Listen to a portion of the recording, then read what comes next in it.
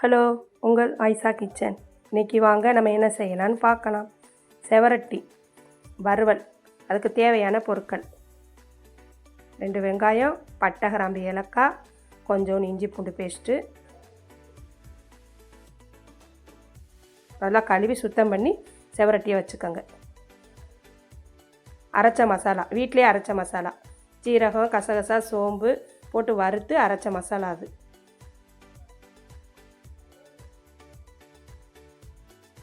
அடுப்பை ஆன் பண்ணி குக்கரை வச்சு 2 ஸ்பூன் ஆயில் ஊற்றிக்கங்க.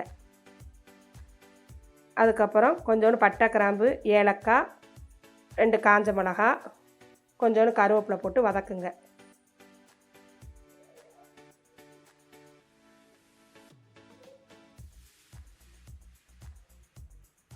அதுக்கப்புறம் 2 வெங்காயம், பெருசாக இருந்தால் 2 போடுங்க, சிறுசாக இருந்தால் 3 போட்டுக்கோங்க. நல்லா பொன்னிறமாக வருங்க.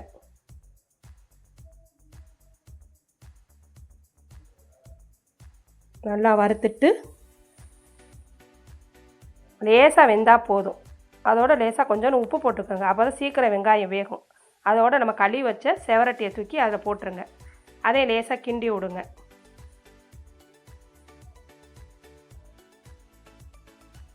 கிண்டி விட்டுட்டு லேசாக கொஞ்சோண்டு மஞ்சத்தூள் 1 ஸ்பூனு மிளகாத்தூள் போடுங்க. அதே லேசாக கிண்டுங்க.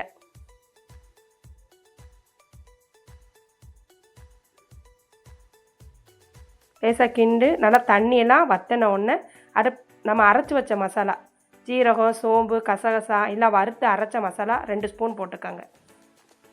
கொஞ்சோண்டு உப்பு அதையும் போட்டு நல்லா கிண்டிக்கங்க. அடுப்பை ஸ்லிம்மில் வச்சிங்க, அப்போ தான் நல்லாயிருக்கும். இல்லைனா பிடிச்சிரும் கீழே. ஸ்லிம்மில் வச்சுக்கிட்டே கிண்டுங்க. கொஞ்சோண்டு இஞ்சி பூண்டு பேஸ்ட்டு போட்டுக்கோங்க. அதில் நல்லா ஸ்லோவாக வச்சு கிண்டிக்கிட்டே இருங்க.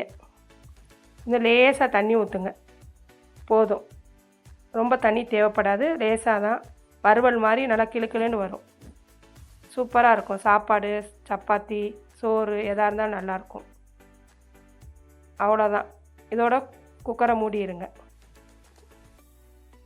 மூடி ஒரு சவுண்டு வந்தால் போதும். அதோட ஒரு 10 நிமிஷம் கழித்து ஓப்பன் பண்ணி பாருங்கள். சூப்பராக இருக்கும். இது சோறும் சாப்பிட்லாம், சப்பாத்திக்கும் சாப்பிட்லாம். ஆனால் ரத்தம் ஊறணுன்னா இதை சாப்பிட்டீங்கன்னு வைங்க, சூப்பராக இருக்கும். நல்லா உடம்புக்கும் நல்லா தெம்பு இருக்கும். பிள்ளைகளுக்கும் நல்லாயிருக்கும். பிள்ளைகளுக்கு கொடுத்து பாருங்கள், சூப்பராக இருக்கும். இது எங்கள் ஊர் சமையல். இதை செஞ்சு பாருங்கள், ருசியாக இருக்கும்.